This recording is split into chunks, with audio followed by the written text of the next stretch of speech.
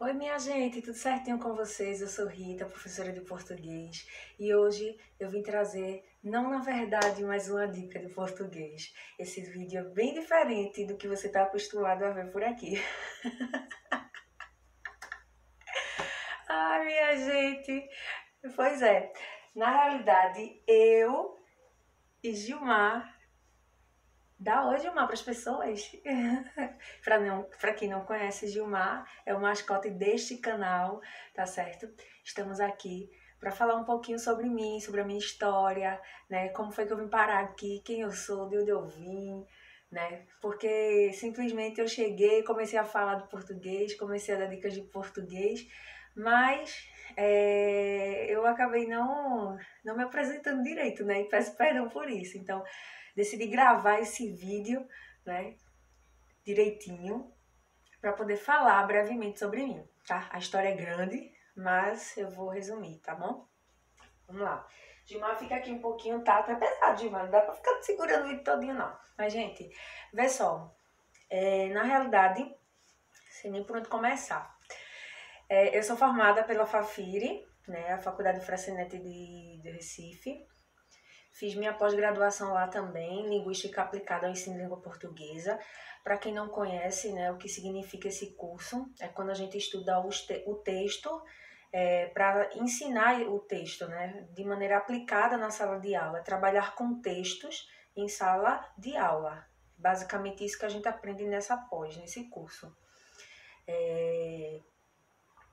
Eu me formei aos 21 anos, já emendei a pós-graduação, né? E desde muito nova eu ensino, né? Eu entrei na sala de aula aos 16 anos, nem tinha entrado na faculdade ainda. Eu entrei na faculdade aos 17, né? Aos 16 eu tinha entrado numa ONG, eu tinha sido aluna inclusive dessa ONG, né? E aí eu fui convidada para trabalhar com apoio escolar e assim eu comecei a minha carreira, né? Passei por alguns cursinhos, por alguns preparatórios, por algumas escolas, não só privadas, mas também por escolas públicas. Peguei estágios, peguei contratos, trabalhei com EJA, trabalhei com Fundamental 1, Fundamental 2, né? Ensino médio. Então, você olha assim, ah, Rita, mas tu tem uma cara de nova e já tem essa experiência tão vasta. É porque eu comecei muito cedo, né? E sempre fui uma pessoa que nunca rejeitei as coisas, então não tinha muito o que negar. Eu também precisava trabalhar, né, minha gente? Então, assim, eu não ficava rejeitando, o que eu corria atrás, né? E a oportunidade que aparecia, eu ia, né? Tive muita sorte também por encontrar pessoas ao longo desse caminho que me apoiaram muito na área, né? Coordenações, gestões, outros profissionais que me ensinaram de uma certa forma a ser uma profissional que eu sou hoje, né? Nas escolas que eu estagiei. Eu achei engraçado que teve uma escola, acho que se essa coordenadora assistir a esse vídeo ela vai saber, né, que eu tô falando dela. Eu lembro que eu, inocente, meu Deus do céu, no segundo período da faculdade, cheguei para dar aula na prefeitura do Recife.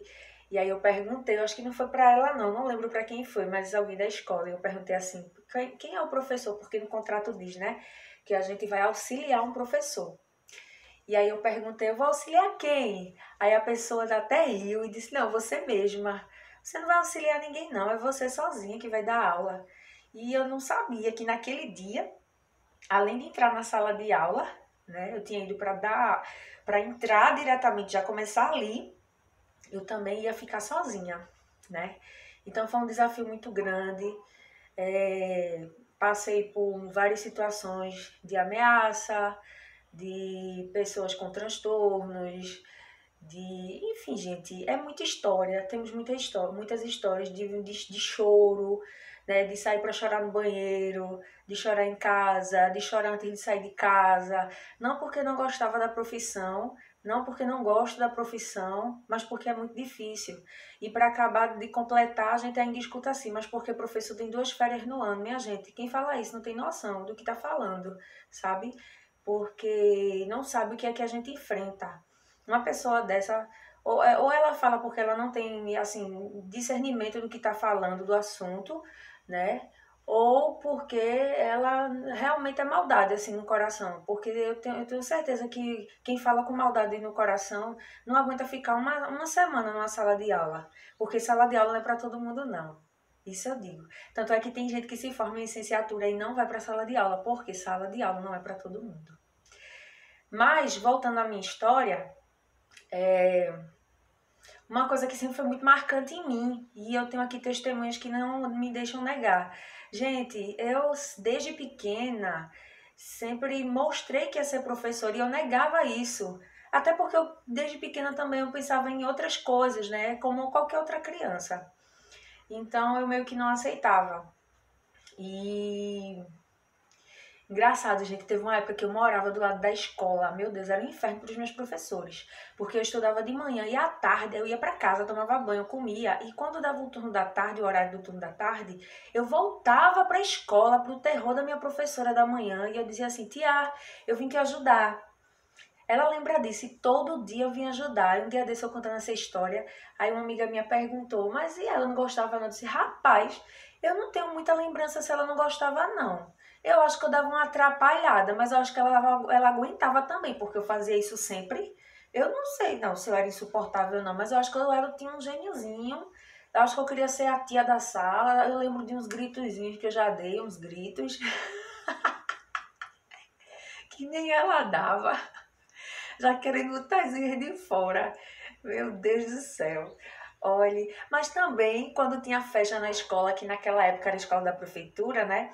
Então o prefeito ele cedia uma verba para que a festa fosse realizada.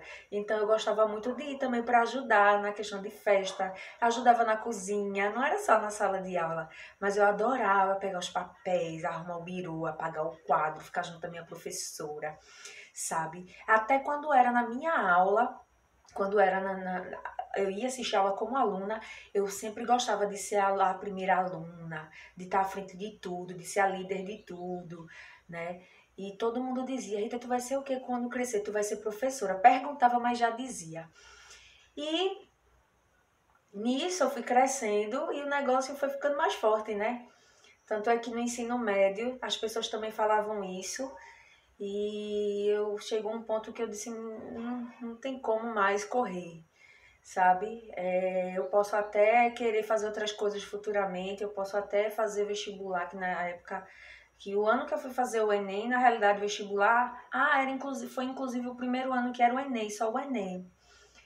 E eu lembro que eu tinha colocado outras opções, mas eu pensei, não tem jeito, a primeira opção é letras.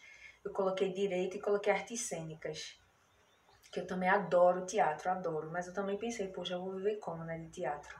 Teatro é uma coisa, né, além. Mas mesmo assim, direito não passa na frente. Letras é que, assim, tomou meu coração, porque eu fui uma criança que sempre gostava de ler. Gente, olha, quando eu digo que eu tive sorte em relação às pessoas, eu realmente tive. Porque passaram pessoas maravilhosas na minha vida. E eu tive uma professora no sexto, sétimo ano. Ela tinha praticamente uma biblioteca em casa. Essa mulher, quando ela descobriu que eu gostava de ler, e percebeu que eu era cuidadosa com os livros, ela me emprestava livro na demanda que eu, sabe, queria, assim. Eu lia, devolvia, ela já trazia. Ela perguntava, você gosta de ler o quê? Eu gosto disso, professora, não sei o que lá. Tinha época que eu levava bolsas de livro para casa e dela, sabe, ela me emprestava e ela virou a minha biblioteca ambulante, eu gosto de dizer. Isso foi no sétimo ano. E no ensino médio, eu vou confessar que já passou, então ninguém vai ser mais demitido, né? Eu também lembro que tinha uma biblioteca na escola e que ninguém podia levar o livro. Eu achava aquilo um absurdo. Mas, por outro lado, eu entendia porque as pessoas não tinham responsabilidade com os livros. A gente só podia ler na escola. E todos os dias, como era uma escola pública, infelizmente, todos os dias a gente tinha aula vaga. Então, eu ficava na biblioteca lendo, né? Então, o que foi que eu fiz? Amizade com a bibliotecária. E o que foi que aconteceu? Comecei a pegar confiança, né? Mostrar confiança. E ela começou a me... não contem a ninguém, só tô contando pra vocês. Ela começou a me emprestar os livros para levar para casa. sabe? E aí eu sempre devolvia tudo certinho, nunca deu problema também, ninguém nunca descobriu, a não ser que vocês contem. E eu lembro também, enfim, gente, tem muita história de outra vez que eu queria livro, fui falar com o diretor e tal, e ele cedeu. Eu sempre fui essa pessoa que chamava muita atenção na escola, por querer livro, por brigar por livro, por brigar, por fazer um trabalho, por querer executar as coisas, por criar as coisas, sabe? E eu acho que isso tem muito a ver também com a minha profissão. E uma coisa que eu costumo dizer quando alguém me pergunta por que você decidiu ser professora? Essa é a pergunta X, né? Eu gosto muito de dizer que... Porque é a verdade, gente. Eu digo que diferentemente de outras profissões, de outras pessoas, eu não escolhi ser professora. Foi essa profissão que me escolheu. Porque eu confesso que eu tentei correr.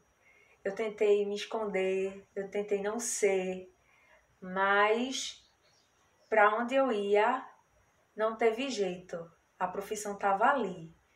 E isso pode ser interpretado de duas formas, de uma forma legal e de uma forma não legal. Você pode interpretar de uma forma legal, não legal pensando, poxa Rita, então isso deve ser uma coisa muito pesada na tua vida. E não é uma coisa pesada, mas na verdade não é dessa forma que eu quero que você entenda, porque não é dessa forma que é, entende? Quando eu digo que não teve como correr, é porque a profissão é tão forte na minha vida que eu tinha que ser aquilo. É como se eu tivesse nascido para fazer aquilo, sabe? E mesmo chorando várias vezes, e mesmo ficando doente algumas vezes, e mesmo querendo também pensar em outras possibilidades, o que é normal, eu também tenho o direito de pensar em outras possibilidades. Nossa, gente, que conversa sincera que eu tô tendo aqui com vocês. Que intimidade, mas é verdade, sabe? Mesmo pensando em outras possibilidades, que eu acho que a gente tem esse direito, né? Qualquer ser humano de qualquer área, né? Mas eu não me arrependo, apesar da educação ser tão difícil no Brasil, tão desvalorizada pelas famílias, pela maioria dos alunos, pelo sistema, sabe? Apesar de tudo isso, eu não me arrependo de ter feito, tá certo? Não foi uma coisa assim, foi uma oportunidade que eu peguei e fiz, não, foi escolha, eu escolhi, eu poderia ter feito outro curso, tá certo? Eu ganhei a bolsa, né? E eu escolhi fazer aquilo ali porque eu quis, tá certo? E eu só tenho orgulho disso, né? E quantos relatos eu escuto, e não porque eu sou a melhor, porque eu não sou a melhor, né? Mas eu tenho uma diferença entre ser a melhor e dar o melhor. Eu não sou a melhor, mas eu dou o meu melhor, porque vidas importam. As vidas importam. Então, toda vez que eu entro na sala de aula, eu sei que eu lido com vidas, né? E lidar com vidas é uma coisa, assim, muito importante, muito delicado. Eu tenho que ter cuidado com isso, né?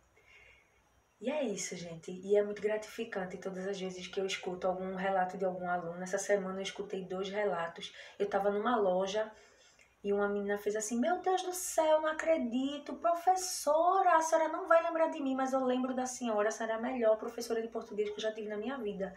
Minha gente, eu fiquei parada assim, eu estava tão agitada no meio da rua, comprando uma coisa e outra.